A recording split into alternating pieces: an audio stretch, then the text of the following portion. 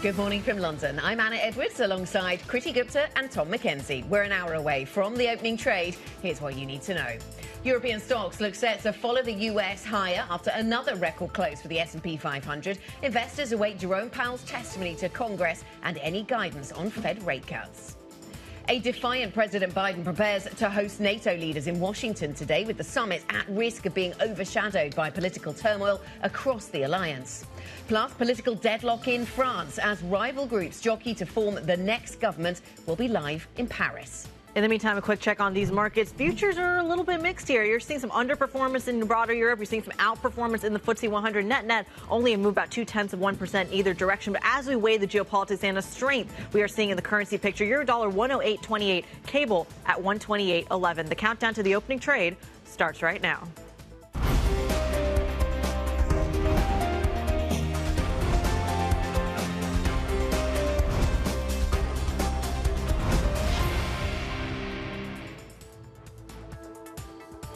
Good Tuesday morning. We are still digesting the fallout of what happens in the political space on both sides of the Atlantic. But as we wait to get more clues of what happens not only here in the UK, in France, in the United States as well, all eyes on the market here. Anna, we're talking about record after record for the S&P 500. Yeah, absolutely. Record after record. The S&P only up by 0.1% yesterday, which doesn't sound like the most exciting way to start a programme. But as you were saying last hour, Tom, 35 times we've been at all-time highs on the S&P 500 in 2024. Mike Wilson from Morgan Stanley then talking about a 10% correction ahead of an election. He says that is likely. I mean, he's not a stranger to bearish views, but I suppose the interesting point is that an increasing number of Wall Street pros are joining him with those fairly negative takes on the second half. Yeah, you're getting Goldman Sachs being a little bit more cautious around this. One outlier still is Oppenheimer. They've been very bullish consistently in terms of this run-up that we've seen in terms of the markets. They've actually raised their target. Question marks, though, for some in terms of the earnings story and how far this runs, particularly the question around valuation. And as we wait for Jerome Powell to speak later, Kriti, interesting to see yesterday the rally was underpinned by perhaps some broadening of the tech theme.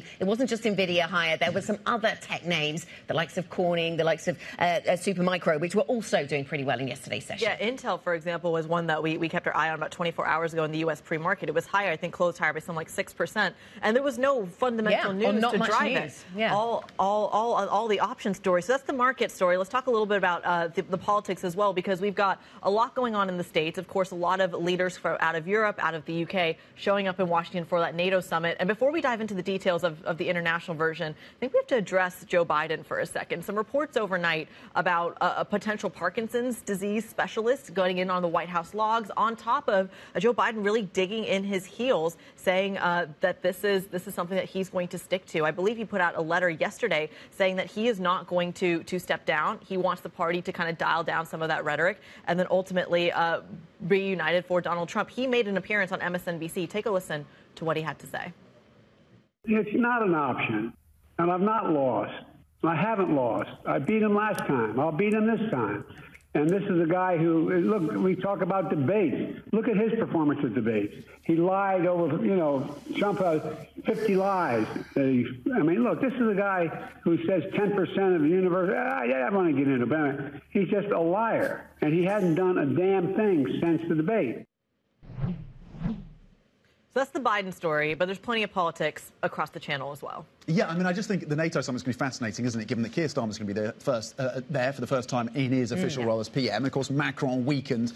And then, of course, the lens on Joe Biden. Talking of Macron, so we're looking at what potential combinations politically can come out of France. I mean, three groups essentially coming in with similar kind of numbers in terms of the parliamentary mix. July the 18th is an important date in terms of when the National Assembly sits. We still don't know who the Prime Minister is going to be. There's a number of different contenders. If you're feeling optimistic from the market's perspective, maybe they can carve out some of those less incendiary parts of the left grouping, Macron, and team up there. But there's so much uncertainty still on this. And if you're looking for different messages in the markets, you can find them. Because yesterday we saw on the CAC 40 that it started off negative, recovered, and then ended the day in negative territory, Kriti. But the bond markets told a slightly less bothered story, I suppose, because we saw a bit of spread tightening, and that sort of persisted into the second half of the day. So it seems the market's taking a moment just on pause to work out exactly what it thinks about the prospect of the left but a hung parliament. And I think that the theme that we're seeing in every one of these economies, the United States, the UK, and France as well, is not just in terms of what policy looks like. A lot of focus is on the deficit, it's on taxation. I think you see that on every single part. And yet the markets still haven't quite figured out how you price that in. And you were talking about the bond market. We have to talk about the equity market as well. Yeah, I mean, certainly for France, when it comes to what's happening there, whichever combination comes to the fore, it seems like higher spending will have to be part of the mix, given the political priorities of the different groups. And so how you pair that with debt to GDP of 111% at a time when the European Commission is asking France to cut spending is going to be crucial, isn't it? OK, so yes, so we'll certainly keep an eye on all of those dynamics at that NATO summit. Let's get a wider conversation about what to expect from NATO. Let's bring in Bloomberg's EMEA News Director, Ros Matheson, who's with us this morning. Ros, take us through your thinking as we watch these world leaders gather for what is supposed to be a celebration, 75 years of the North Atlantic Alliance. But it seems that a number of these leaders come to this event struggling domestically. Well, it's interesting, as you say, because this NATO meeting being hosted in the US by Joe Biden, on the surface of it, should be a big moment. It should be a moment of sort of stressing those messages of NATO unity, of strength against Russia over Ukraine, strength against a rising China and other threats potentially around the world. And instead, all the focus is going to be potentially on these individual leaders. You were talking quite a bit about Joe Biden a minute ago and the questions about his durability as the candidate and then potentially president of the US for another 4 years, but also Emmanuel Macron coming off the back of the election result on the weekend, where he now has quite a tricky time at home forming a government, dealing with the rise of the left, the rise of the right, and questions about, can he form a coalition government and who his prime minister will be. So all of that is following him to this NATO meeting. Of course, in Germany, Olaf Scholz, recently his party did not fare particularly well in the European parliamentary elections, questions about whether that weakened him at home. In the UK, we've got a new leader, Keir Starmer, who obviously had a very big win in the election here only days ago, but he's still a bit untested on the global stage. It'd be interesting to see how he performs in the minute. And again, he's got a lot of distractions here about his very new government getting underway and all the things he's promising to do very early on, settling in his cabinet and so on. And so you've got all these leaders coming with a lot of distractions at home and a lot of focus on those distractions at home. And the question is, in all of that, what can NATO achieve at this meeting in terms of those border goals? Yeah, Ros, and we certainly want to get to some of the priorities, the NATO priorities. But on the question of Biden, is he managing to make the case convincingly that he should remain the candidate for the Democrats? Well, as Kriti was saying, he's fanning out everywhere. He's talking with black lawmakers. He's talking with progressive lawmakers. He released that 2-page letter to all Democratic lawmakers. He's popping up on radio. He's going on the road after NATO to a bunch of states, including Michigan, and then over to Texas. So certainly he's very much pressing the narrative that he's capable of remaining president and running as the candidate. But you have to wonder, why does he need to try so hard? Why does there need to be this endless messaging, talking to donors, talking to everybody, reassuring them? Doesn't that just also send the message that, yes, the White House is very concerned about whether Joe Biden has the durability as the candidate or the president for another 4 years? So it's really not making that narrative go away. All these conversations where it's just simply about his age and his health, nothing about his agenda, nothing about the state of the economy, nothing about his track record, nothing about what he'd do again if he was president for another 4 years. The only thing people are talking about is his age. And he would like to focus back on the other things. Ros, thank you very much. Bloomberg's EMEA News Director Ros Matheson, thanks for the update there on what to expect from that NATO meeting. We'll dive into some of these themes with our guests during the show today. Paul Donovan will join us, Global Chief Economist at UBS Wealth Management. He'll be joining us to discuss the fallout from the French election. What does that mean for the French economy? Can we even know yet? We'll talk all things equities with Matthias Born, Berenberg's Head of Investments and Equities CIO. He reminds us that we are looking ahead to earnings season. Banks kicking that off on Friday of this week. Plus, we look ahead to that NATO summit. We'll get another perspective. Suda David Wilk joins us from the German Marshall Fund. Lots to discuss then this morning, Kriti, with our guests. Yeah, so in addition to the NATO summit and, of course, the new UK Parliament meeting today, there's a couple of other things to put on your radar. About 3 p.m. UK time, Powell kicks off his congressional testimony as well. At 6 p.m., though, you also have that U.S. 3-year note auction. No really tradable, but perhaps one that some people watch in terms of the appetite for that new issuance as well. And then 8 p.m., for me at least, this is the highlight, Tom and Anna, it's the Euros. France versus Spain. Guess which side I'm on? Oh, tough one, this one.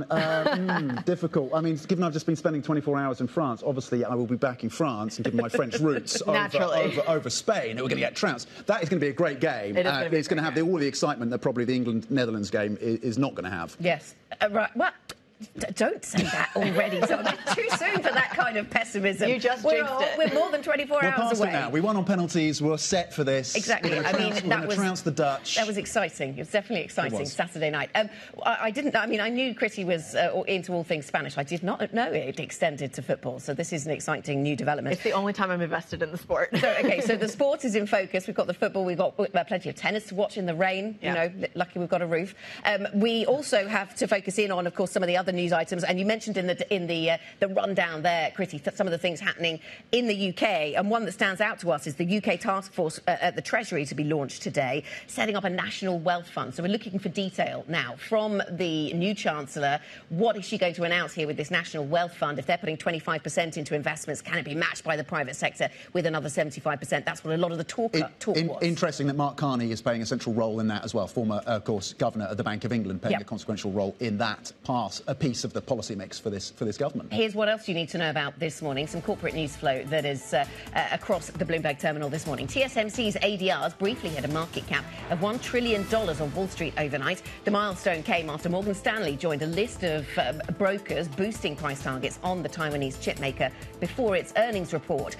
The company's position as the sole supplier of Apple and Nvidia's most important semiconductors makes it a favourite AI play for investors.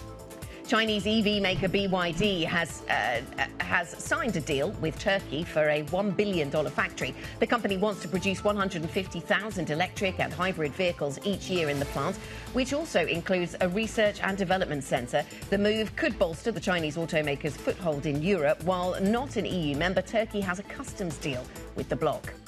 British consumers reined in spending on clothing in June as colder weather kept shoppers away. Separate figures from the British Retail Consortium and KPMG showed total retail sales fell by 0.2% last month, a reversal of fortunes from an annual gain of 4.9% a year ago. According to KPMG, the stimulus of good weather, Wimbledon and the Euros has failed to materialise. Now is when I was supposed to mention the weather. It has been raining, it seems, all year, and that has not been good for retail sales. When is the sun going to come out? I was promised a nice summer in London. Yeah. When you signed that contract before you moved over, I checked the weather. It was a guarantee of 4 weeks of sunshine, right? And I don't think we've made that in the year that I've lived here. No, it's looking. I wouldn't hold out too much hope. But it does seem that, talking about the UK and consumers, and we're back to talking about the weather, as so often seems to be the case, Tom. Yes, indeed. So we'll see if that turns around. We do have the Euros, as we mentioned. We've got Wimbledon, see if that proves a boon, maybe, for the beer sellers out there, some of the big brewers. Coming up, though, next, we're going to be focused, of course, on what UK Chancellor Rachel Reeves has been saying in terms of her attempts and the government's attempts to, quote, get Britain building again. Is it more sloganeering and rhetoric from politicians, or is there something material and concrete behind this?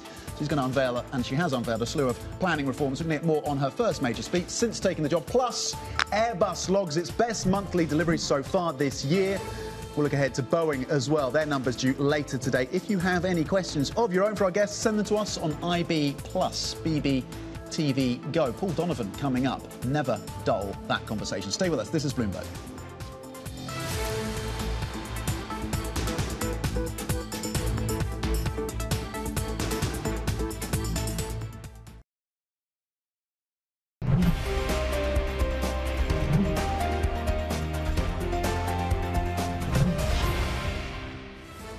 When you compare the situation with 2012, for example, during the European debt crisis, the situation has dramatically changed. Now France has become the weak man of Europe. We really have a bad deficit, and it's close to 5.5%, quite comparable to Italy, and a high level of debt. So the fact is today we can compare France to Spain or to Italy, and that's the reason why, in a medium-term basis, it's not impossible to see the spread of France going more and more closer to Italian spread. OK, that was Nicolas Forest, Chief Investment Officer at Candram, speaking to me yesterday on this show in Paris, of course, and his view that France is now the weak man of Europe. Let's bring in at this point then Paul Donovan. Chief, global economist at UBS Wealth Management. Making sure I get your title right, Paul. Thanks for joining us in the studio. Do you agree with that? Is France now the weak man of Europe, or one of many weak governments across Europe? So I think it's certainly weaker, and I think there's really two issues here. The first is the short-term issue, which is what happens now, because we don't have a coherent government. You've got, at best, a caretaker government for the time being. And then the second is the longer-term structural issue, that the refusal to recognise economic reality. I mean, the struggles Macron had to get through really quite simple pension reforms, which compared to the rest of the Europe are very, very conservative and very, very cautious. I mean, here in the UK, my parents are the last generation that think you retire at 65. I'm working until I'm 80.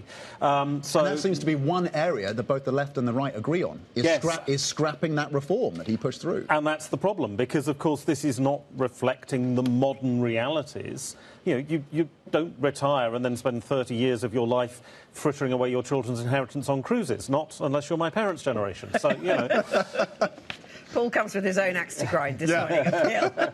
Against his parents.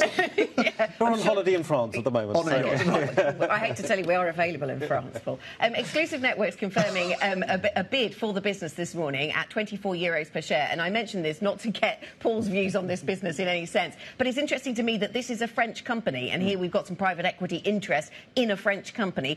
And you wonder what political uncertainty really means then on the ground. If you've got, some businesses quite happy to go around doing deals in the face of such political uncertainty. So but there is quite a lot at stake for the French economy in terms of where this Parliament lands. So I think we've got to distinguish in the first instance between a lot of global companies that happen to have French history or have started in France and so on, the larger companies. But then we've got to remember the bulk of the economy is the domestic economy in France. It is the local shops and the smaller businesses that are working under the existing labour laws and so on and so forth, and where political uncertainty creates more of a potential problem. So, the global corporates with French ancestry, they can do very well. France is an innovative country. It's got an educated workforce. Of course they can do well. But it's where the restrictions are biting in the domestic economy, there's potentially a little bit more problem. OK, so there's the domestic and there's the international. Thinking about what international investors make of France right now, I was drawn to some comments from 24 Asset Management, Gordon Shannon there, saying gridlock deserves a premium. And this is talking about interest rates and the spread over Germany. Gridlock deserves a premium because it makes the country more vulnerable to external shocks. And it's complacent to assume that Macron can outplay the left. What kind of base assumptions are you making then about where this heads and what that does to spreads? Because that does matter for the economy. Well, so what I think we've got here, yes, with gridlock, of course, you're not going to make progress on reform because nothing is going to happen there because you can't get agreement. But similarly, the more extreme scenarios that were being talked about in some cases before the election of fiscal expansion are not going to happen. I mean, if you look at the Nouveau Front Populaire, some of their proposals were 2 trusses of uncommitted, unfunded spending. This is now a measure in economics, isn't it? Yeah, one times trust. Yeah. So 2% of GDP... Does she have a Greek letter attached to her yet, I wonder? 2% of GDP of unfunded is 1 trust. So France was talking about 2 trusses, or at least some on the left were talking about 2 trusses. We're not going to get that either. So it's a situation where we're OK in the sense that we're not going to some of these more extreme policies. You're not going to have, for example, what you had with the Mitterrand presidency right back in the early 80s, where there's this socialist experiment, it all goes horribly, horribly wrong within a matter of years. That's unlikely. But we're not going to make progress on the issues that France needs to make progress on.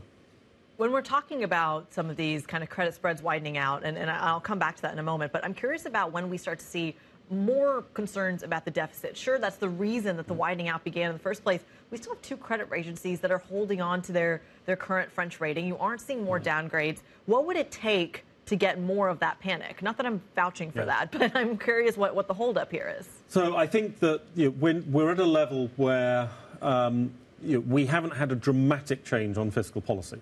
And it now looks like we're not going to get a dramatic change on fiscal policy. Yeah. And that, of course, was one of the things with the trust debacle, was that there was a sudden dramatic change. You were going from sort of OK to no, completely unsustainable, and the markets react to that shock.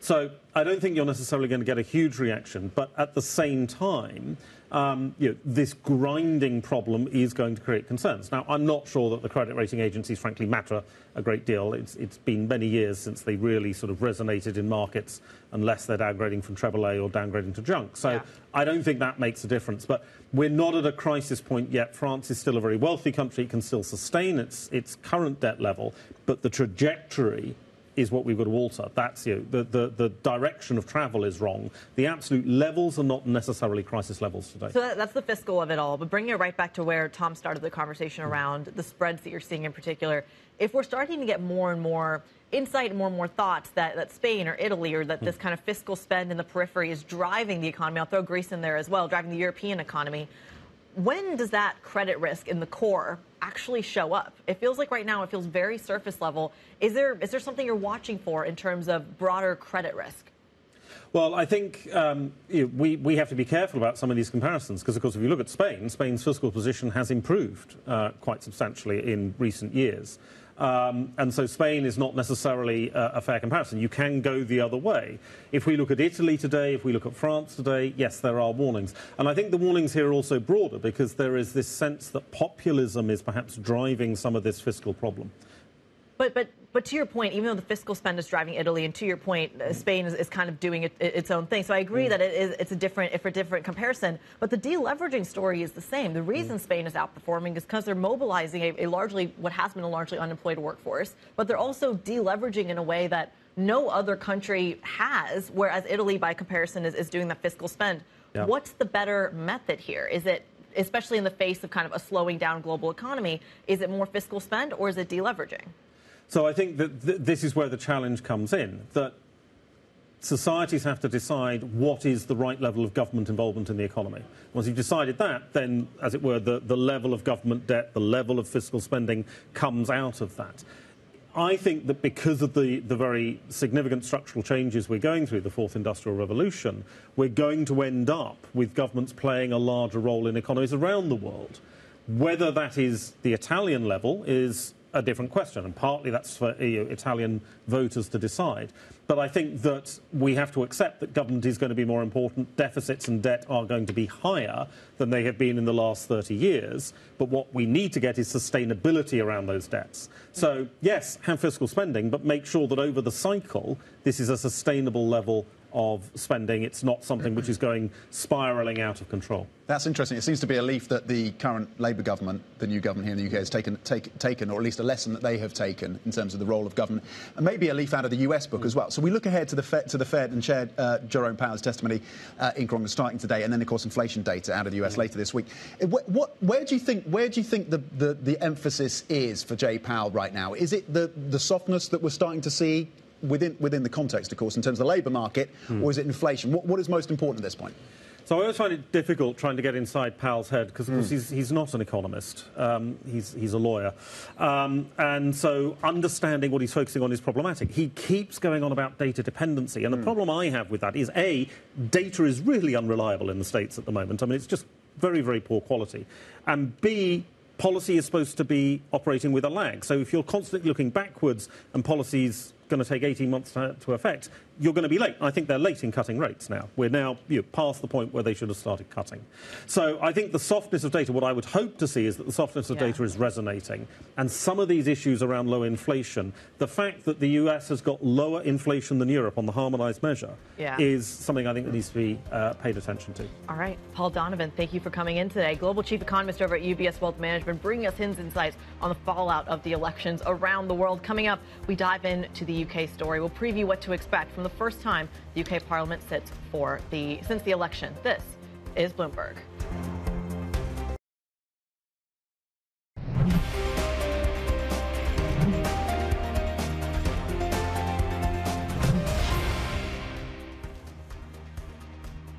Welcome back. 30 minutes until the start of the opening trade here in Europe. Let's have a look at these markets then. The futures picture for European stocks looks kind of mixed, actually. FTSE futures maybe flat, CAC futures flat, Euro Stocks 50 futures perhaps a little negative. It does seem as if we are treading water a little, waiting for Jerome Powell later on today, digesting the session of yesterday that was driven by French narrative here in Europe, but then driven by tech over in the United States. So we'll see where the European session takes us as we hear from Powell later on. quick check on the bond markets. This time yesterday, we were waiting for the first indications of how cash bond markets would respond to what we'd seen in the French election. We saw some spread widening initially, but then some tightening. This is the picture right now then. The yield on the French 10-year, 3.178 this morning. Let's stick with France. French lawmakers are preparing to begin negotiations over the next government after the country's inconclusive parliamentary election. Let's get more on that story with Bloomberg's Caroline Conan, who joins us from Paris. And that's kind of the problem, inconclusive. And it could be inconclusive then, Caroline, for a very long time. When will we know the name of the new Prime Minister? Because when you have no majority in the National Assembly, Anna, what do? Finding someone who's experienced, skilled, and consensual is very difficult. That's why Emmanuel Macron has asked Gabriel Attal to remain Prime Minister for a moment. We don't know how long is this moment going to be. Is it going to be until July 18, when the new National Assembly has to reconvene for at least 2 weeks? Is it going to be after July 26, when we have, of course, the start of the Olympics in Paris? Or is it going to be even after the Olympics, or even after the Paralympic Games early September? So that could take a while. Gabriel Attal, at the moment, remains in charge. While there is a lot of confusion, the left wing is meeting today. They promised that they would have a name from the left-wing alliance by the end of the week, but it remains unclear who that could be. Obviously, the firebrand Jean-Luc Mélenchon is not very consensual, and the majority of Emmanuel Macron is trying to wait until the union of the left explodes and sidelines the Jean-Luc Mélenchon group. So perhaps you could see a Green in the name of Marine Tondelier, who led this campaign for the Greens. Or perhaps you could see a socialist, former President François Hollande, coming back. Or perhaps the one who led the EU Parliament campaign, Raphael Glucksmann. That would be a possibility. Some are also saying that a center alliance could also include the Republicans, and possibly you would see some personalities like the North of France president of the region, Xavier Bertrand.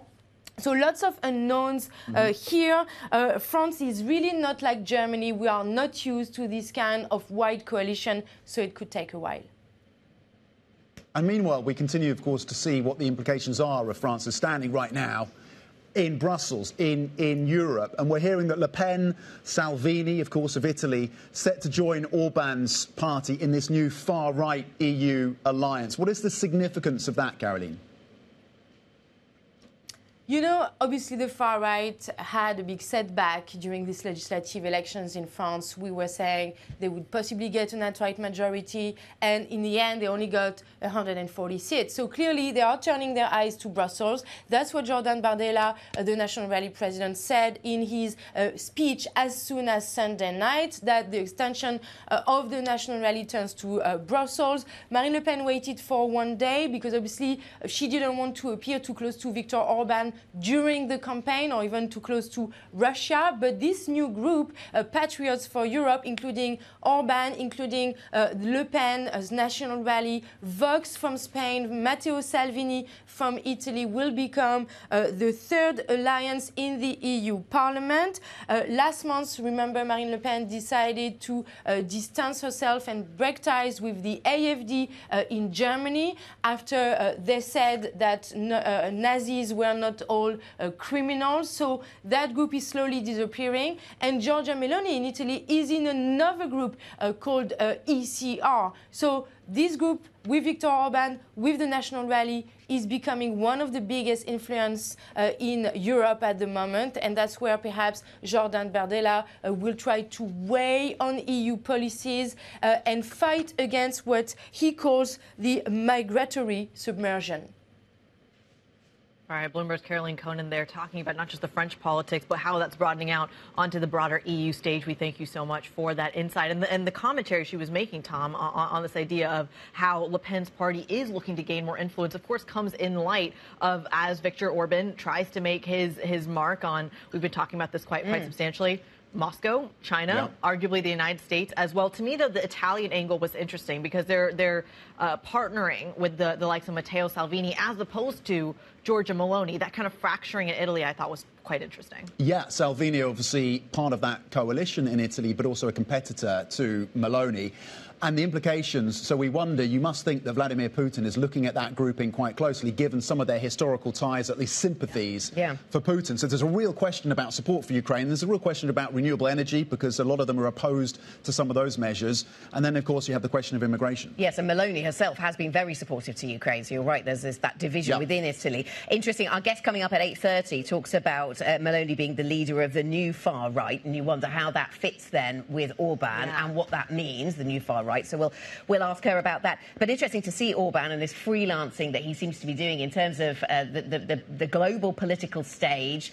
Not, he says, speaking on behalf of the EU. He says the EU is wrong to criticise him for that. He's not going with messages from Europe. He's going just as to represent Hungary, but Europe clearly not happy, and we saw that in diplomatic fallout between Hungary and Germany just yesterday. Despite Hungary holding the presidency of the EU at the moment. And of course, this is also, I think, when we talk about the NATO summit, going to be a crucial point for the international stage. Domestically, so many people are watching Biden's health, etc., for the politics, but then you also have the idea that on an international stage, I imagine Viktor Orban's going to check out Biden's health for himself and see what kind of influence he can get there as well. Yeah, I mean, certainly President Xi Jinping and the team in Beijing will be relishing the split that we're seeing. This is a split that they continue to invest in terms of the European split. They will be very comforted by that and the kind of moves that Orban is making. To the UK now, and Keir Starmer, we have to think about his relationship with the EU as well going forward. But the UK Parliament sitting today with a fresh cohort of lawmakers following, of course, last week's general election. Yesterday, new Chancellor Rachel Reeves vowed to, quote, get Britain building again as she unveiled a slew of planning reforms. Sustained economic growth is the only route to the improved prosperity that our country needs and to improve the living standards of working people. Where previous governments have been unwilling to take the difficult decisions to deliver growth or have waited too long to act, I will not hesitate. Growth was the Labour Party's mission in opposition. It is now our national mission. There is no time to waste. OK, let's bring in Bloomberg's UK correspondent Lizzie Burden. Lizzie, any surprises? I mean, politicians over the years, over the decades in the UK have made these promises about reform of the planning system, building houses, and it's never really stacked up. Is this time different, or was there anything else that stood out to you? They have, and interestingly, Bloomberg Economics has a note about that exact point this morning, saying that history's littered with missed house building targets because of an over-reliance on the private sector, expecting too much of them when it comes to house building. But actually, because of policies like this, our economists say that there's an upside risk to their view that in the medium-term economic growth is just going to bob along at the same level. It's interesting to hear from Britain's first female Chancellor there sticking to the focus on economic growth. And what do those planning policies, planning reforms mean? Well, they're going to have to build on the green belt, they say, this area of countryside around towns, cities and villages that's been protected since 1938. It's about 13% of England's land, because they say unless they build on the unattractive parts of it, they're not going to get 1.5 million homes built in the first 5 years of Parliament. Not going to go down well with those newly elected Labour MPs, though, who've got constituents pleading with them not to build in their backyard. So that's just a handful of some of the policies that we've already heard from. What else can we expect in week one? Well, we've already scooped plenty of the plans from Labour in the first 100 days on our UK government team. And, of course, they've had this 20-point poll lead for such a long time that they were plenty ready for government, it would seem. You had Keir Starmer over the weekend with a tone-setting speech saying that he's restless for change. So some of the things that we're expecting, we've got a great British energy public company to spur spur investment in clean energy. That's on the docket. We're expecting a new border agency that would, they hope, fend off the threat from Nigel Farage's Reform UK, because, of course, he inflicted much of the damage on the Conservatives, and now he says that he's coming for Starmer. But, of course, Starmer's been on this tour around the devolved nations of the UK. Today he's off to Washington for the NATO summit. He's going to be sandwiched between Biden and Zelensky, and it's not gone unnoticed among diplomats that Starmer is sticking to this policy of, yes, raising defence spending as a proportion of GDP to 2.5%, but only when the fiscal situation allows. So it could be a point of contention among the diplomats in the room. OK, so that's the international stage. We'll also wait for news on the National Wealth Fund here in the UK, another one of those many announcements that we expect in week one. Bloomberg's UK correspondent Lizzie Burden with the latest on the UK politics. Coming up, we'll be back to the stocks in focus. French software company Dassault Systèmes misses estimates and is seen trading lower today. We'll have that story and your other stocks to watch next. This is Bloomberg.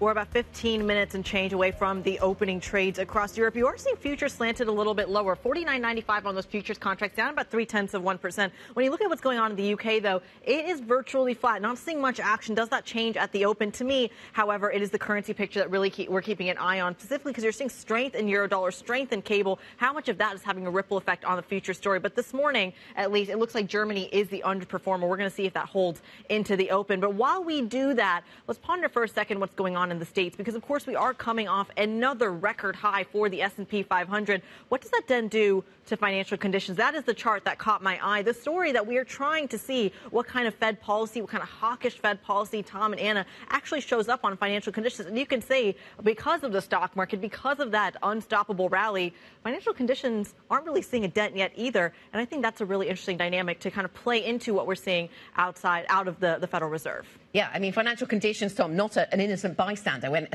Stock markets, not an innocent bystander. Yeah. When it comes to financial conditions, to Kriti's point, they weigh in there, don't they? They push that index further into the green on the chart that she was looking at there. And we started the programme talking about 35 all-time highs in 2024 for the S&P 500, driven, despite pulling back our expectations about Fed cuts, driven by earnings, driven by the AI story. Yeah, and credit spreads remain narrow. And one of the previous guests on Daybreak was suggesting that until things change in terms of the credit story, where there's relative comfort as to these higher rates and those spreads have narrowed, until that really changes, there is support coming through from the credit market for the broader equity market. To your point, with those 15-16% gains year to date, that is boosting these financial conditions in an environment where we have at top level 5.5% rates. I hate to be the nerd at the table, but the eco markets in me has to point out the financial conditions isn't just made of the stock market. No. You've got the dollar, you've got credit spreads as well. Yeah. But it's part of it, isn't it? It's a massive part of it, and it's the only thing that seems to have that kind of momentum. I'm curious what happens when you start to see, again, the currency picture. You're seeing strength in the euro, strength in cable. At what point does dollar strength make that chart even more greener than before if you start to see some of these European currencies snap? OK, and that could be interesting today when we hear from Jerome Powell, because there is expectation that he's kind of dovish, and we'll see what that does to the dollar, what that does to stocks. Let's get into a conversation about that now. Joining us now, Markets Live Executive Editor Mark Cudmore to talk about the markets in 3 minutes. Mark, good morning. All about Powell then today. What are you going to be watching for, Mark? The expectation for Powell is that he will be dovish. My one worry is we all think that out there.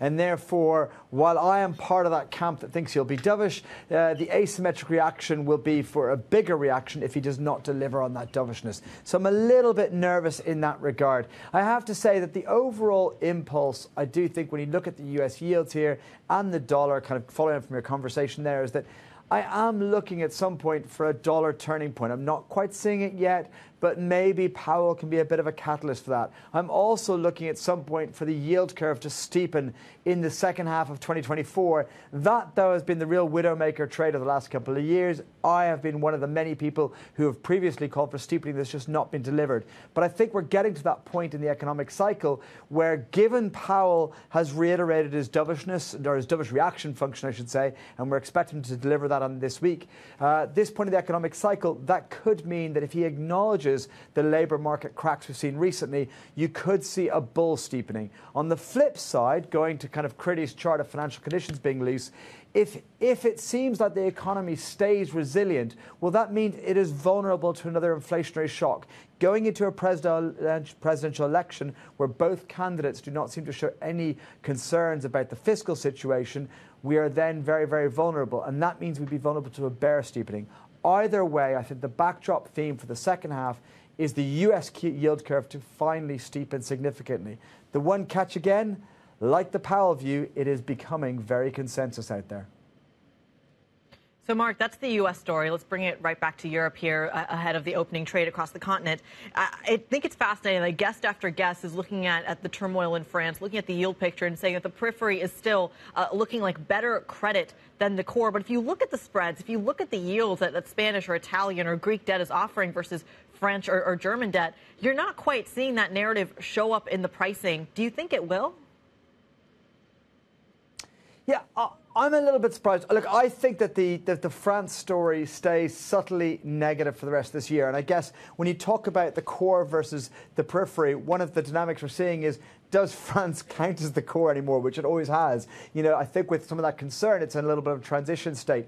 Meanwhile, some of the periphery have a much better dynamic, particularly around growth.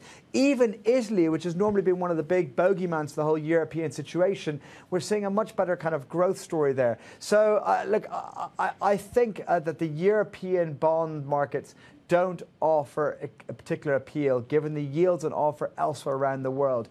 Do I think you should suddenly trade them drastically negatively? No. And I don't think that the French election or the uncertainty is a catalyst to get aggressive about that view. But I think that the situation will continue to deteriorate slowly. All right, Bloomberg Markets Live executive editor Mark Cudmore joining us this morning for his take on both sides of the Atlantic. You get more from him and the team. Just type in MLIVGO on your Bloomberg terminal. Let's go from the macro to the micro. Joe Easton is here with our stocks to watch. Joe. Morning, Kriti. So we're starting in the software space. The French firm Dassault Systems giving us a really negative report today, downgrading their guidance, saying that some customers are turning more cautious and a number of transactions has been delayed. This is the 40 billion euro enterprise software and AI firm over in France. Revenue will be about 30 million or 2% below their guidance. That could be a negative. And we have already seen a profit warning from this company back in January. So it's yet more negative news for Dassault. And at the moment, most analysts are actually sitting on the sidelines. A lot of hold ratings on this stock. We can see 10 hold ratings, 3 sells, still quite a few buys. But this getting a negative read, and we're seeing the stock down around 6.5% on the Tradegate exchange this morning. Then in terms of your London stocks, I've got my eye on the Lloyd's of London insurers today. This is after a report yesterday saying that Hiscox, one of the big ones that listed in London, could potentially be a takeover target. Now, touted bidders were Generali over in Italy and also Japan's Sompo. So we saw a big gain in this stock. It rose around 13% following this report in some trade press. And actually, we did see a boost in some of the peers. So we saw the likes of Lancashire and also Beazley gaining as well. A bit of a read across coming through. We can see all of those 3 stocks there. And on this one, I'm going to give a shout out to an analyst at JP Morgan who did actually give a pretty good prediction on this. Well, the first point to note is his note is called Love Actuary, his weekly note. That's by far my favourite note across any analyst coverage across Europe. What a great title. But importantly, he predicted that these companies could become takeover targets because of their low valuations and the booming business on the Lloyd's of London trading as well. So shout out to Cameron Hussain over at JP Morgan for that one. He gave that prediction back in February.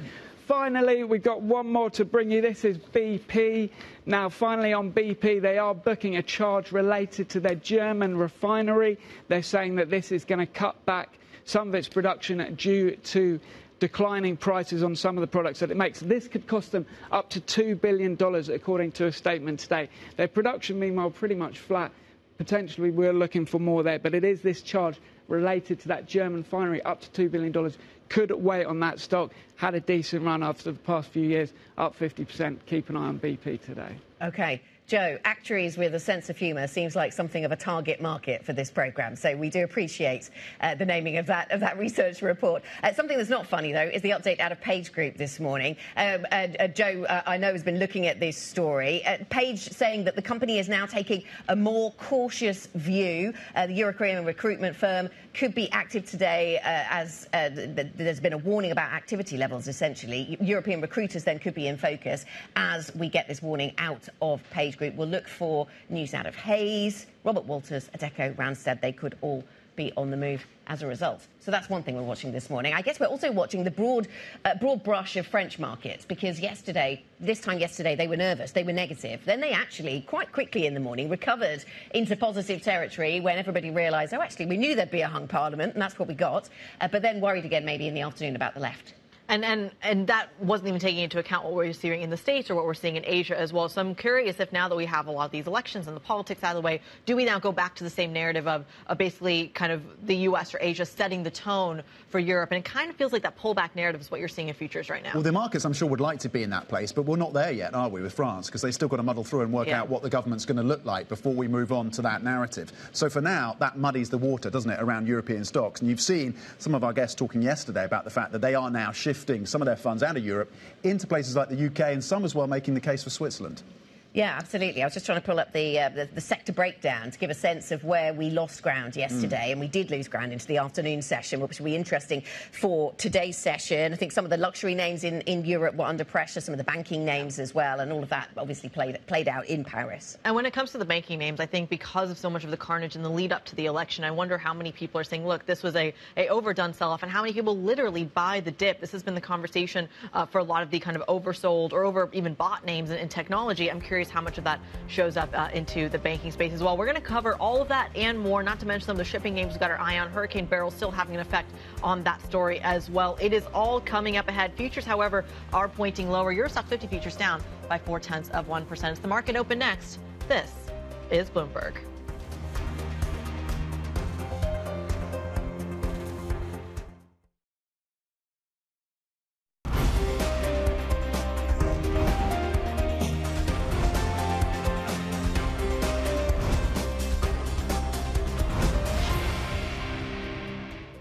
A few minutes to go until the opening trade. Welcome back to the programme, everybody. Let's recap yesterday and use it to inform what happens today, or not inform what happens today, which could be the case today. Weakness into the European close then. The blue line is Europe weakening towards the end of its session. The white line is what happened in the United States yesterday. You'll see that we were sort of moving in unison downwards towards the end of the European session, and then there was space for the US to rally a little towards the end of its session. But it doesn't look as if European equity markets are set to pick up on that too much. Yesterday, then, markets in Europe were preoccupied by all things French. Will that continue? Will we see selling of luxury names, selling of French banks?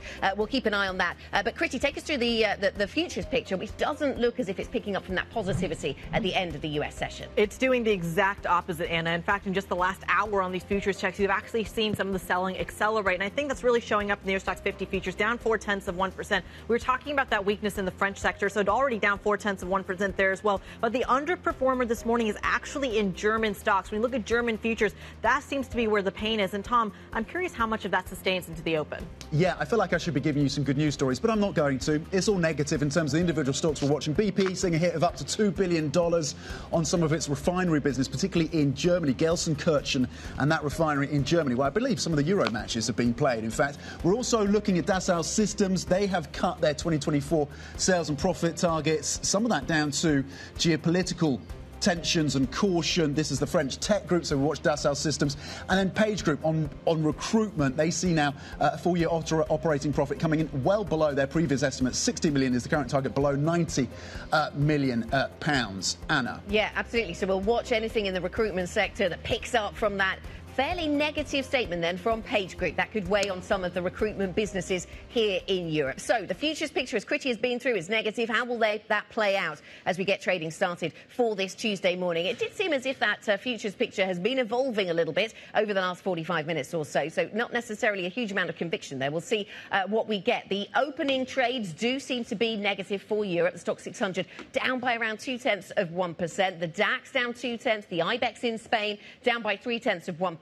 We don't have the French market open just yet. And, of course, we'll once again look to that to give us a sense of whether there is a sort of lingering nervousness. I'm sure there is uncertainty around the French political climate and what that means for stocks. We saw that yesterday, that the luxury names, as I mentioned, were under pressure, rightly or wrongly, because they are big global names, not necessarily pegged to the French domestic story. But certainly we saw some selling of those. We saw selling of some French banks. CAC 40 then still taking its time to open up this morning, Kriti. But elsewhere we see some muted negativity, certainly in London, a little more so over in Germany.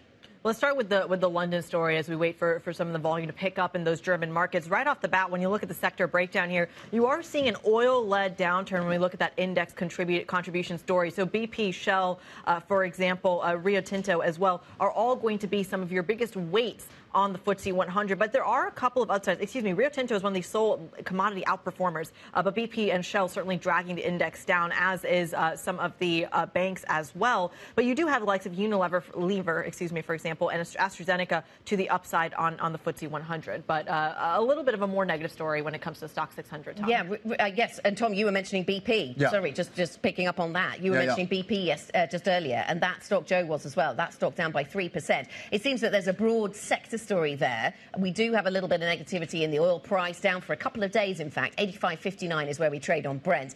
Partly to do with the fact that Beryl, it doesn't seem, whilst it causes devastation to life and to people's homes, doesn't seem to be damaging energy infrastructure in the way that it could have done. But BP is certainly a negative on the energy space this morning. Yeah, maybe coming through and unwinding some of the pricing around that hurricane as well, given the less forceful impact that, as you've described, on Texas, though Houston remains largely blacked out. In terms of recruitment, that's interesting, isn't it? Look, you flagged this one in terms of Page Group, but you're having a knock-on effect for the likes of Randstad as well. That company, which also deals in recruitment, is currently down 3%, one of the biggest losers across the list so far. Going back to the sector story then, top of the list, basic resources up 0.4%, personal care and products just holding into the gains. But across most of your sectors, you are firmly in red territory. Just two sectors eking out some gains. And as we've said, energy down 1.3%. Autos also taking a bit of a hit, down 1%. So we'll see the reflection on the DAX. And we should also mention this very quickly as the French index is open as well. Of course, a broadly lower story. You are seeing some continued pressure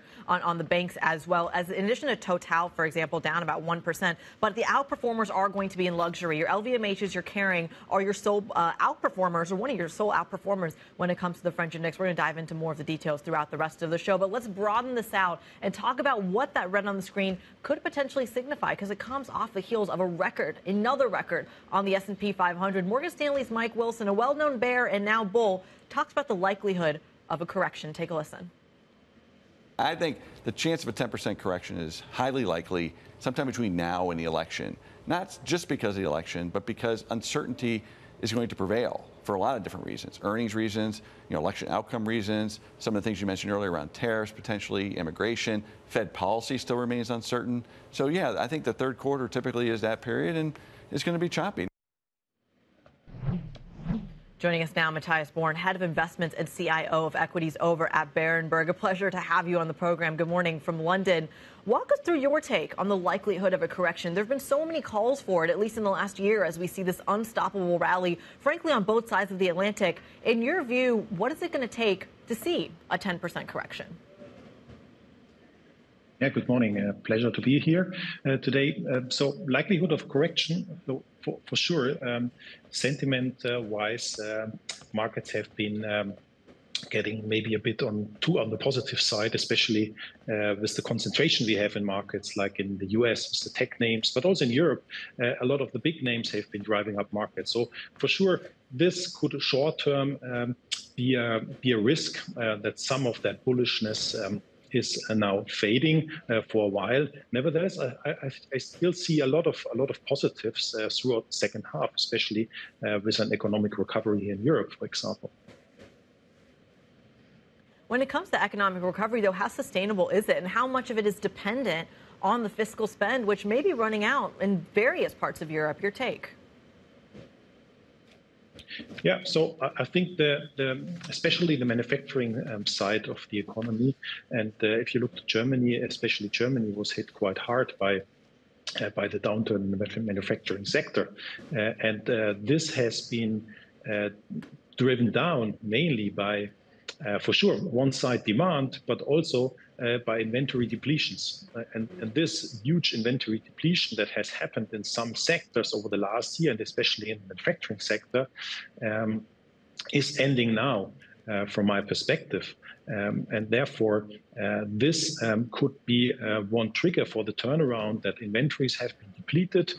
Companies are now starting to reorder again. And also, on the other side, I think demand will come back generally.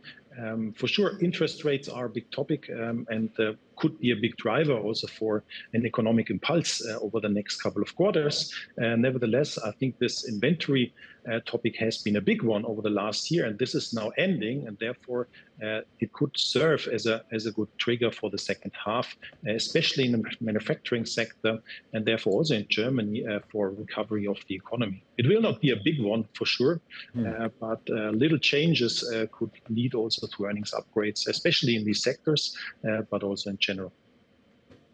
Okay, so a constructive view there in terms of the German equity space with the inventory story playing out and then the prospect of further cuts from the ECB. What do you do with France at this point, Matthias? Do you look for opportunities in the equity market, some value, some cheapness, given the sell-off that we've seen, or do you steer clear of France?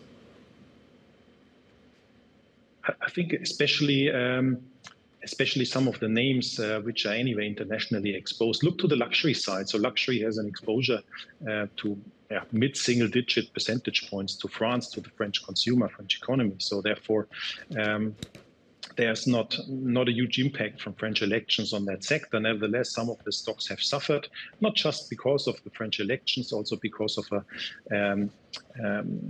downturn in the sector in terms of growth rates over the last couple of months and quarters, but also French elections had an impact over the last couple of weeks sentiment-wise. So I think this is a good example where opportunities will arise due to the bad sentiment for French stocks over the last couple of weeks or the huge volatility we have seen here and there.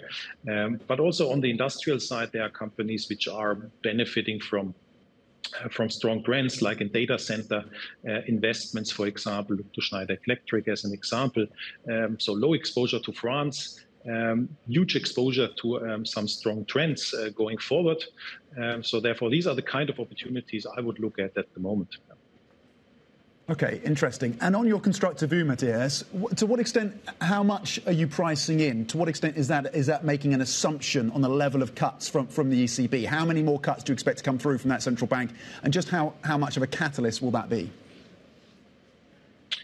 Yeah, I think it is a catalyst for not just for the economy midterm, but also for sure for the huge assets that are parked in money market funds to move and potentially move to equity markets, not just to equity markets, for sure, also to other asset classes.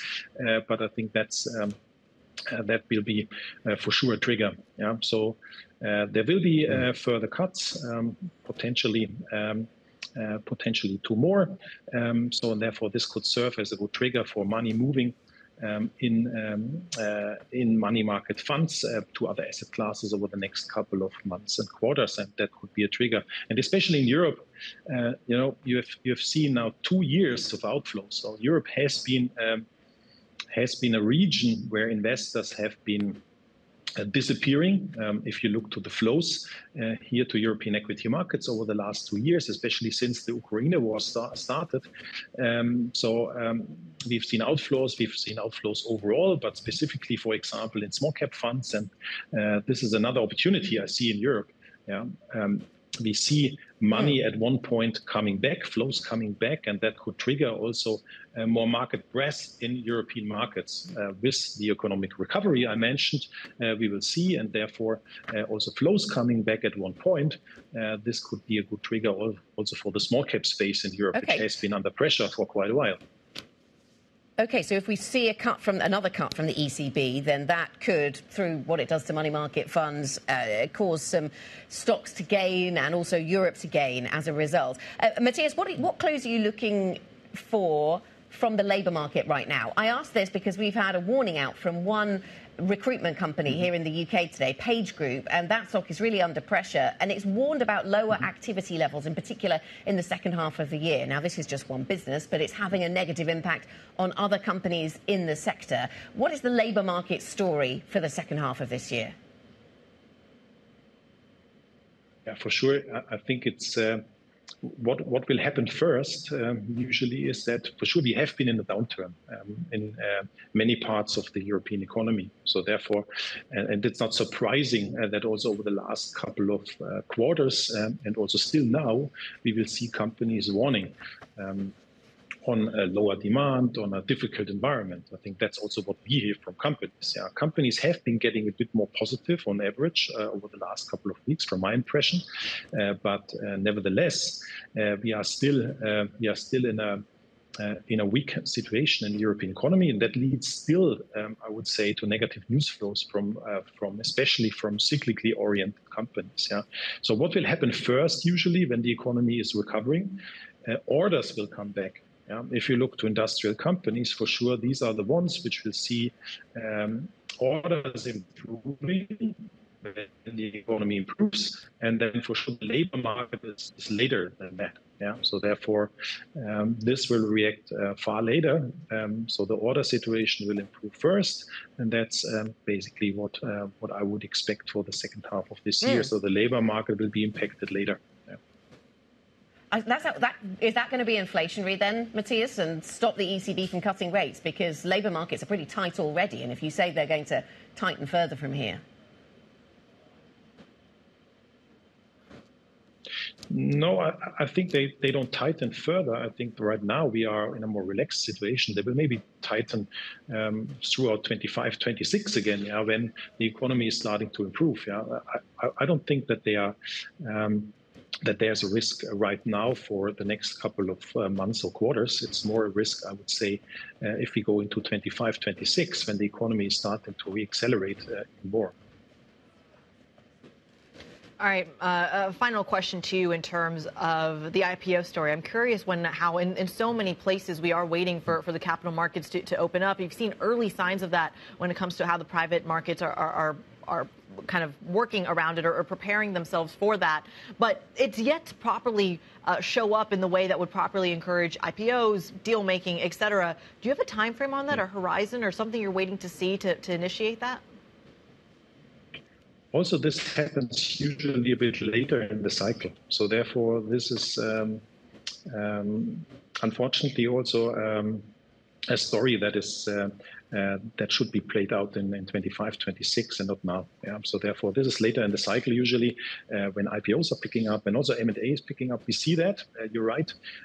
We see markets are starting to open up here and there, also on the M&A side. But coming into full swing in IPO markets and M&A markets, I think takes usually a while for that, especially in Europe. We need flows coming back. We need flows coming back into the small cap part of the market. We need flows coming back in general into European equity markets and the economy improving. So still, for example, manufacturing PMIs are still below 50. So we are still in a kind of recessionary mode in the manufacturing part of Europe. So therefore, we need a further improvement on the economic side and flows coming back. And then the IPO market and other parts will then also pick up again. But this is a 25, 26 story from my point of view. Yeah. Okay, we of course will have our eye out for that. Matthias Born, CIO Equities of Equities and Head of Investments at Berenberg. Excuse me. We thank you so much for joining the program. A quick check on some of the heavyweights, our sensational six, if we can. I'm putting my Guy Johnson hat again. He's gone, but not forgotten, and back on Monday. We will see a lot of red on the screen though, and a lot of that pressure this morning from the sensational six is coming from Novo Nordisk, actually down over 1% this morning. When we look at ASML or even Ferrari, seeing some moves anywhere between 0.5% and 1% decline. So that kind of risk-off sentiment is indeed going from some of the smaller names all the way to the large caps as well. So let's get a move on, and a check on some of the individual stocks as well. Joe Easton standing by. Joe. So one place we're also seeing red across the screen, Kriti, is in recruitment stocks. You mentioned earlier this warning from Page Group, a softening across the markets, not just the UK, but in Europe and the US, according to the company. They're saying they're seeing fewer interviews being advertised by companies at the moment, and therefore we're seeing an almost 13% drop in that one, and hitting the peers as well, like Hayes, Adecco over in Switzerland, and Randstad in Amsterdam. All of those stocks moving lower following that warning from Page Group today. A couple of other corporate updates to bring you as well. One of the big ones was, of course, BP. A 3% decline in that stock is pretty big for a company that size. Now, they are warning around a potential £2 billion charge related to that refinery in Germany, where the value of the fuel that they're making there isn't worth as much as it once was. So therefore looking to book an impairment on that one.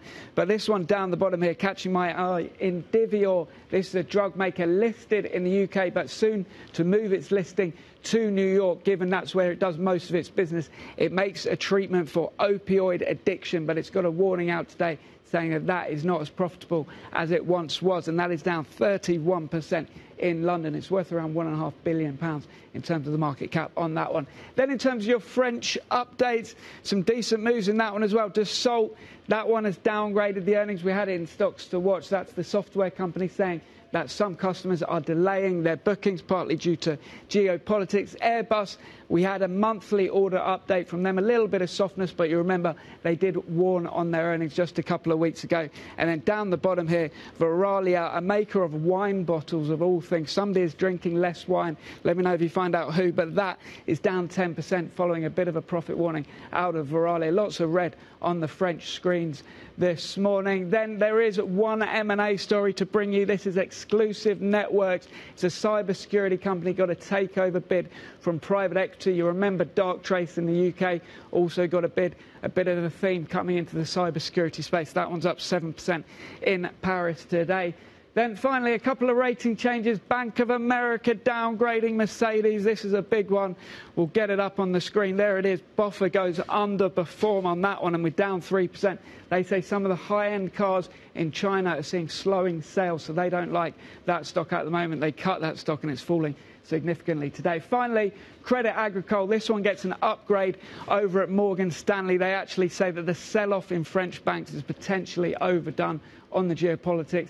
Credit Ag actually has a lot of international exposure. They like that one, but we're not seeing too much movement. Down with the rest of the market. Credit Ag gets an upgrade this morning. Thank you very much, Joe Easton from our equities team with a comprehensive rundown of all the stocks on the move. Coming up on the programme, we'll go to the aviation sector. Airbus logs its best monthly deliveries so far this year as the plane maker works to resolve its supply chain issues. More on that and the rest of the sector next. This is Bloomberg.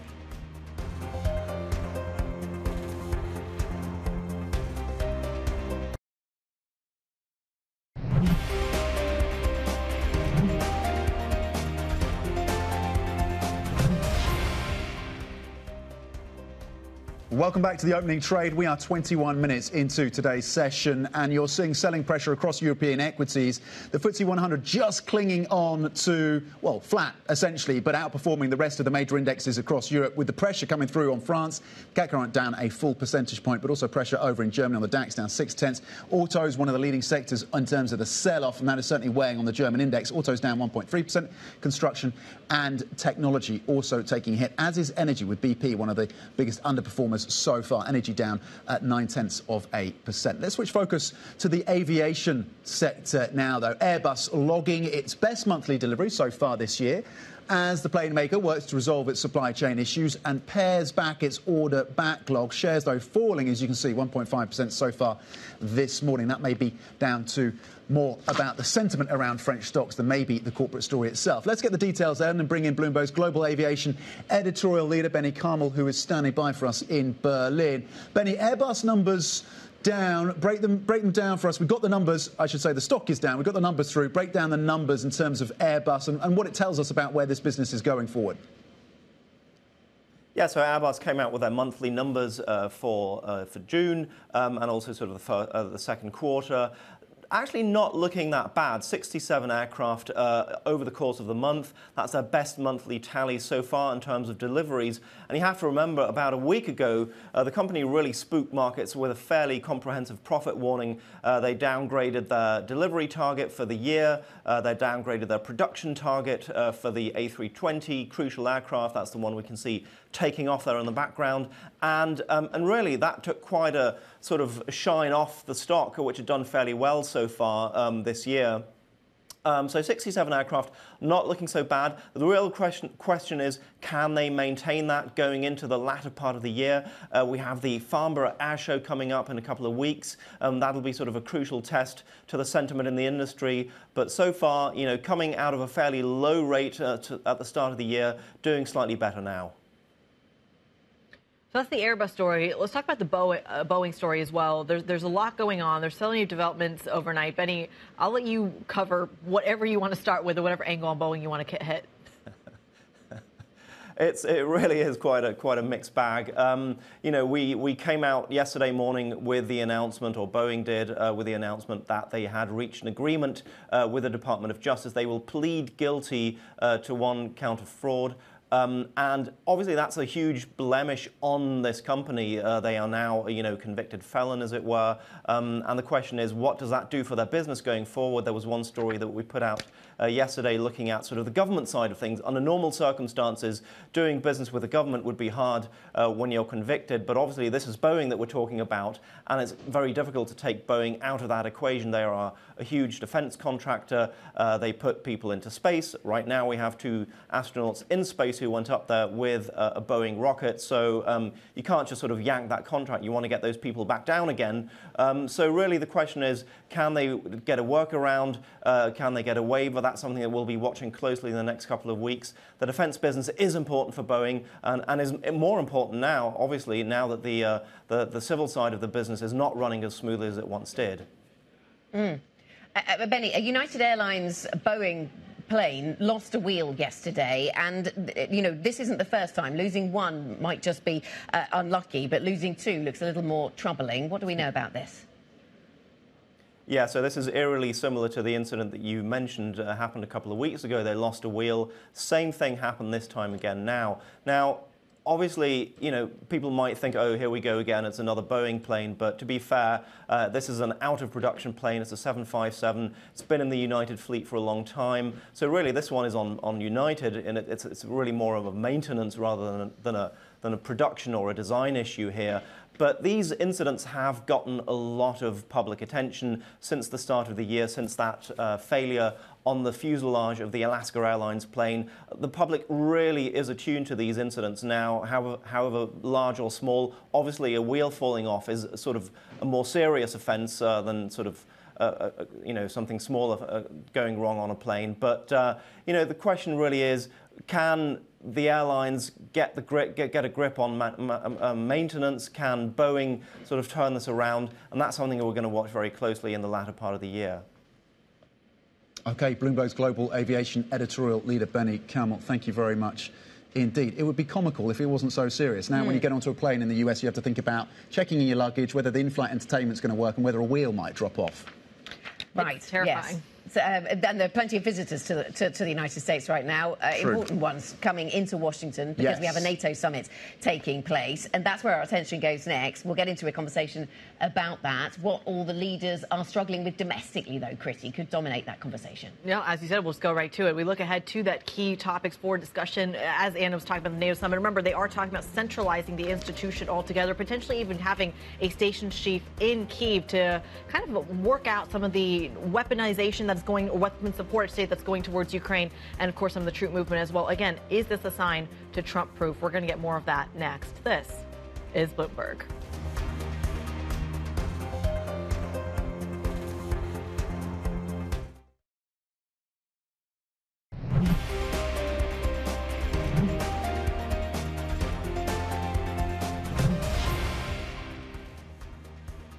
This is the opening trade. We are 30 minutes into today's session, and you are seeing losses of 0.3% across the European benchmark stock 600, pairing some of the earlier downside with the FTSE 100 turning positive, adding to gains of 0.2%, up 0.2%, currently up 16 points on the FTSE 100. Still pressure coming through, though, on French equities. The CAC down 0.7% on a sector-by-sector basis. Top of the list in terms of the gains, basic resources eking out gains of 0.4%. Bottom of the list, those autos taking a hit of 1.2%.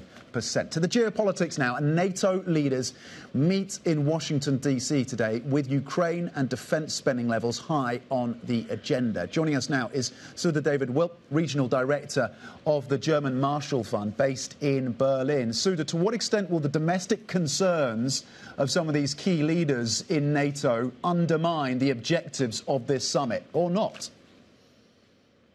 Good morning, Tom. Yeah, NATO has really adapted over the years to handle a variety of security threats and has even been in so-called out-of-area missions since the end of the Cold War. But I think right now, one of the biggest challenges for NATO is to deal with challenges from within. Of course, European countries are very nervous about the specter of a return of President Trump, who was a real disruptor to NATO. But President Trump also has company in Europe. Prime Minister Orban of Hungary and President Erdogan in Turkey are also very obstinate and don't necessarily encapsulate the democratic ideals that undergird NATO. And of course, we've also seen a rightward shift in Europe in many countries, such as Germany and France. And those far-right parties are not shy about their links to Russia. How do you then think about the potential impact of a Trump presidency on this organisation, given the popularity of some of these right-wing governments here in Europe, and how that would tally with a Trump administration? Well, President Trump has always preferred to work individually with countries and not necessarily work with multilateral organizations. And that is sort of the spirit of NATO. It's been a successful multilateral organization for 75 years now. That's why leaders are gathering in Washington to celebrate its anniversary. And unity is one of the main things that makes NATO credible. And if President Trump is looking to divide Europe and sort of have countries jockey amongst each other to gain favor with the White House, that could be very detrimental to NATO. And he is, of course, also a very transactional type leader, and he doesn't necessarily see the value of NATO, whereas someone like President Biden and presidents before him thought of NATO as a force multiplier for the United States in terms of foreign policy around the world. Well, Sudha, in preparation for that possibility of a Trump 2.0, as you laid out, walk us through some of the actual things on the docket in terms of deliberation here. Things like centralizing NATO command a little bit more, having that station chief in Kyiv. Is this actually going to do that job in terms of making sure NATO has that continual flow of not only aid, but operational stability if we do see the U.S. administration change? So the outgoing Secretary General Jens Stoltenberg has said that support for Ukraine remains NATO's most urgent task.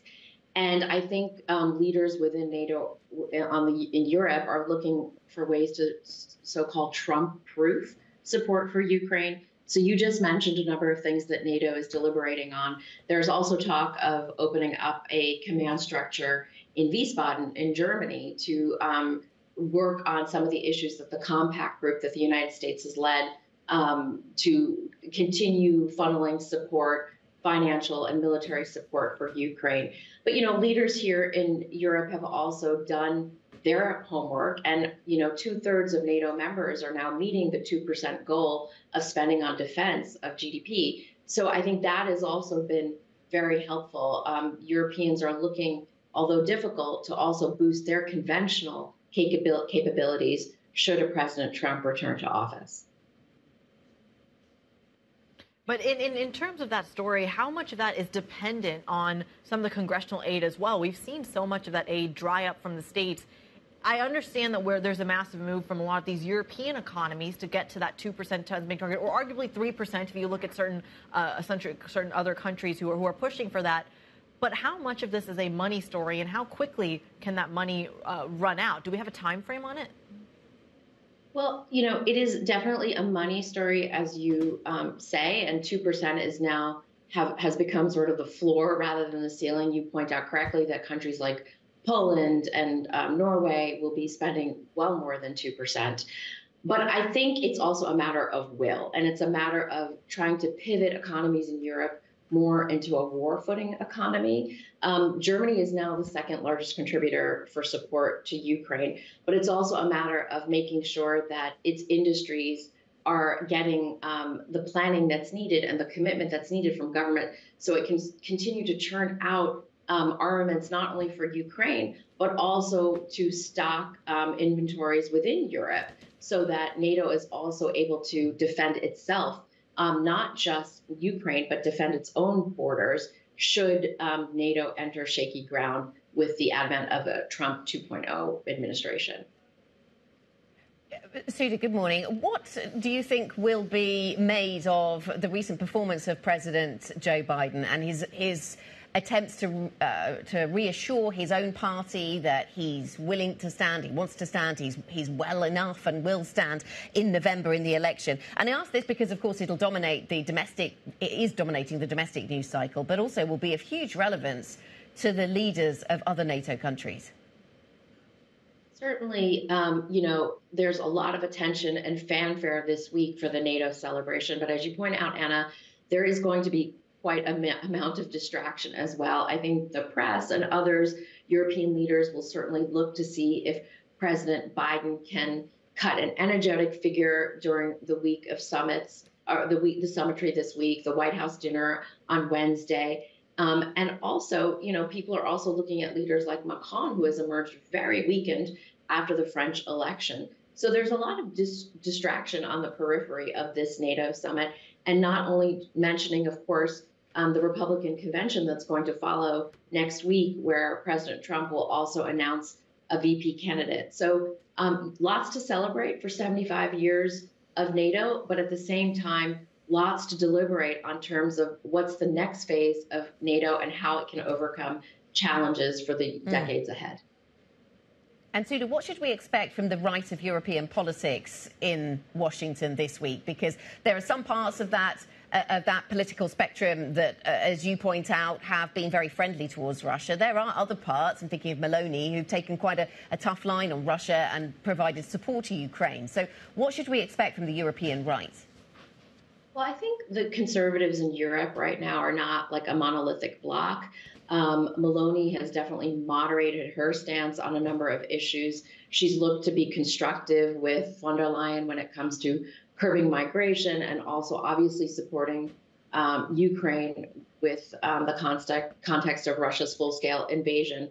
But there are other parties like the AfD in Germany that are certainly far from being moderate. In fact, they're being surveilled by intelligence agencies here. So I think it runs the gambit, and there's also a lot of changes ahead. We don't know what the rightward shift will look like in the European Parliament, and we're still, of course, awaiting what's going to happen in France. So when we're talking about and I think we started the conversation here, kind of this pushback from Viktor Orban or even from President Erdogan over in Turkey when it comes to being aligned with the messaging coming out of the States and out of broader Europe as well.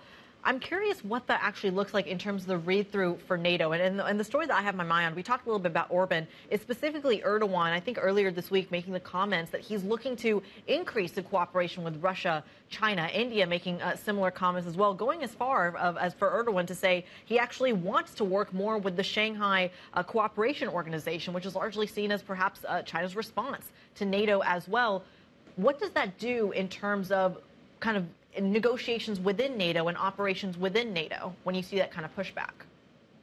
So, President Macron in 2019 said that NATO was experiencing brain death. And, a few years later, with Russia's full-scale invasion of Ukraine, NATO's had a resurgence. 32 members, 2/3 of members meeting the 2% goal of spending on defense.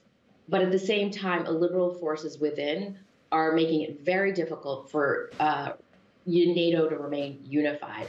And not just unified when it comes to a revanchist Russia, but you also see that there's this axis between China and Russia that is trying to overturn sort of the rules-based international order as democratic countries talk about the post-war years that have ensured lots of prosperity and stability on both sides of the Atlantic.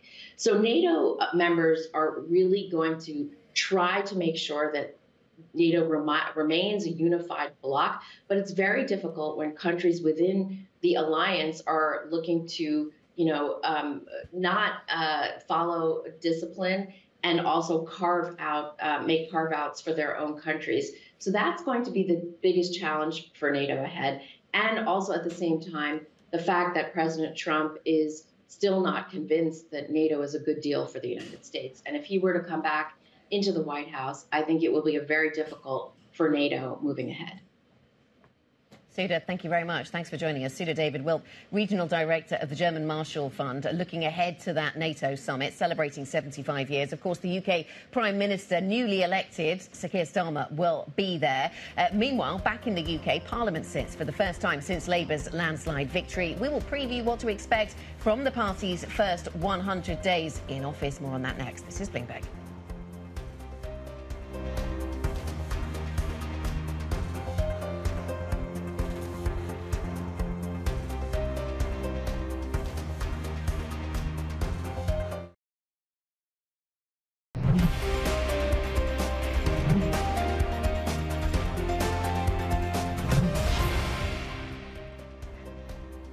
Welcome back to the opening trade. We're about 45 minutes into today's session. You are seeing some red across the screen, though. Slight outperformance right here in the UK, higher by 0.3%. But you look at broader Europe, and you are seeing some of the markets slumping a little bit. Although pairing the losses we saw at the market open, a lot of that simply has to do with the geopolitical overhang that we have in this region. I want to go there next. French lawmakers preparing to begin negotiations over the next government after the country's inconclusive parliamentary election. Let's get more on the story. Bloomberg's Caroline Conan joins us from Paris. Caroline, walk us through the timeline here. When will we know who the new prime minister will be? The timeline is very difficult to assess, to be honest. The MEDEF business lobby actually warned yesterday about a lasting institutional chaos. We don't exactly know when we'll find out the name of the next prime minister. At the moment, President Macron has asked Gabriel Attal to stay on. That could be for a few days if we find out who is going to be the candidate of the left wing for this job by the end of this week. At least that's what the left wing is trying to do.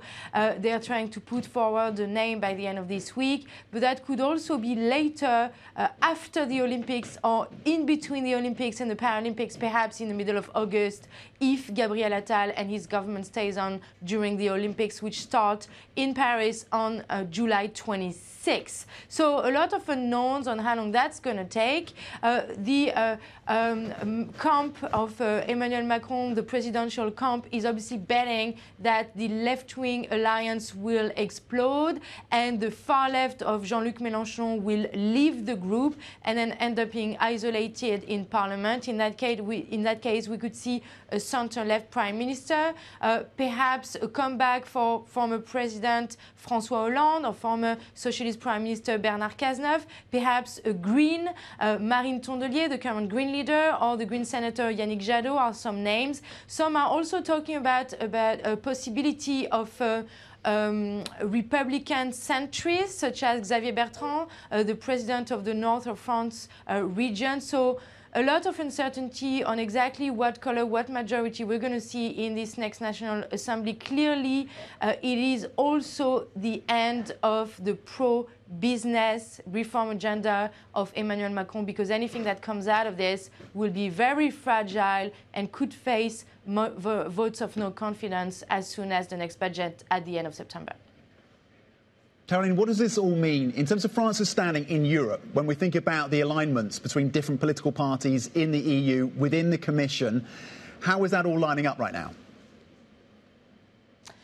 You know, of course, the National Rally suffered a big setback in those French elections, only 140 seats, when they were expecting more than the majority just a few days ago. So Marine Le Pen's attention and Jordan Bardela's attention is turning to Europe. They waited one day to join the Patriots for Europe, the new group of the Hungarian President Viktor Orban. So Marine Le Pen's National Rally will become the biggest group within this new EU Parliament group of Orban, that will also be joined by Vox of Spain and Matteo Salvini, the junior coalition partner within Giorgia Meloni's government. So a few days and weeks ago, we were actually talking about possibly Meloni and Le Pen forging closer ties together. That's not the case. Meloni is now distancing herself from Marine Le Pen. She has a separate group in the EU Parliament called the ECR, but now Viktor Orban's group is going to become the third alliance in the EU Parliament, and Jordan Bardella obviously will try and weigh on the European policies agenda. Yeah, the reshaping of the European right, not a monolith. We were hearing from Suda David Wilt earlier on in the programme. Caroline, thank you very much. Bloomberg's Caroline Conan joining us there from Paris with the latest on French politics. From France to the UK, the new UK Parliament sits today with a fresh cohort of lawmakers following last week's general election. Yesterday, new Chancellor Rachel Reeves vowed to get Britain building again as she unveiled a slew of planning reforms. Sustained economic growth is the only route to the improved prosperity that our country needs and to improve the living standards of working people. Where previous governments have been unwilling to take the difficult decisions to deliver growth or have waited too long to act, I will not hesitate. Growth was the Labour Party's mission in opposition. It is now our national mission. There is no time to waste. Let's bring in Bloomberg's UK correspondent Lizzie Burden with details of what we've heard and are yet to hear in this week one for the new Labour government. Lizzie, so the property sector then being called upon to do quite a lot of heavy lifting when it comes to the growth story. What stood out from Reeves to you? Yeah, indeed, and it's going to be difficult getting all of this building past the newly elected Labour MPs who are going to have to take those plans back to their constituents and say this is going to happen in your backyard. But it's central to gripping the supply side issues that have held back house building in the UK and kept younger and poorer Britons off the housing market, as we've discussed for many years. Look, I think it's evident from that speech from Rachel Reeves, the new Chancellor, and the Prime Minister on Saturday that, as he says, he's restless for change. The landslide majority they won in the election does not reflect the vote split, and so the campaign for 2029 starts now. That's why there are so many policies being announced.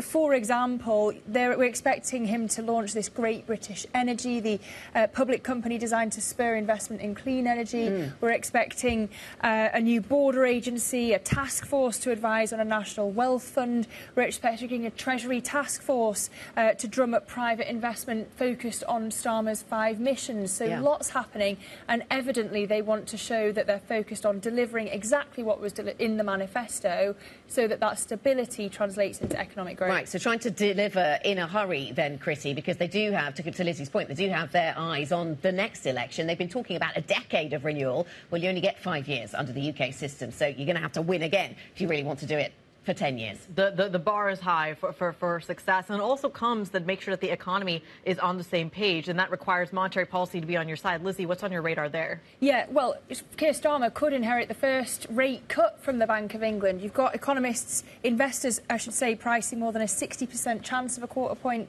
cut in August. Interestingly, economists that I speak to are not really worried about an enormous fiscal loosening at the first budget, which, as I say, comes back to this point that Labour does not want to be delivering surprises up front. They want to be, steady as she goes.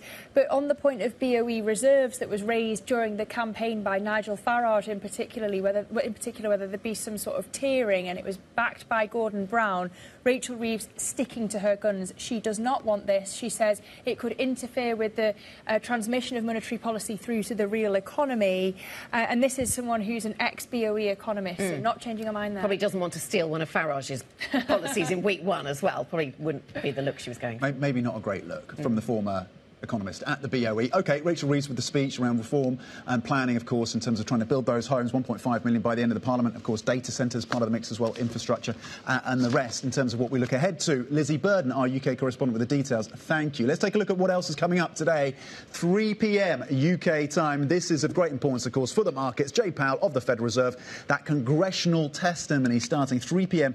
UK time, and it will wrap up at some point tomorrow. So zeroing in on what he has to say. Does he lean in to those bets around a September cut? Markets expecting a 70% chance of that first cut coming in September. 6 p.m. UK time, there's going to be an auction of 3-year notes in the US. These auctions have so far been relatively well received by the markets. We'll see if that maintains that theme today. 8 p.m. UK time, the Euros. It's the semi-final. This one I know Kriti's very excited about. France versus Spain. 8 p.m. tonight. Are you going to be watching that, Kriti?